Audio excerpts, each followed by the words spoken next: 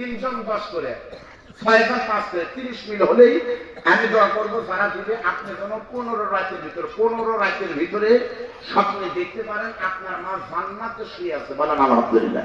আপনার বাবা জান্নাতে উঠতেছে। 2, এই 30 জনকে আল্লাহ কোন অ্যাক্সিডেন্ট বিপদ আবার দিবে না। আল্লাহ মুসাফির অবস্থায় এই হাত দিয়ে আবার গেলাম ধরেছি, তুমি আমার দোয়া কবুল করে নাও। 3, এই 30 জন মানুষকে আল্লাহ হাসি না বানায় মরণ দিবে না ইনশাআল্লাহ। সর্বপ্রথম কে বলবেন, হুজুর আমার দুদিন পাগলি কবরে জান্নাতে ঠিকানা। আপনার মা এসে খালি হাতে বিদায় দেন না, মা যেন শান্তিতে থাকতে পারে।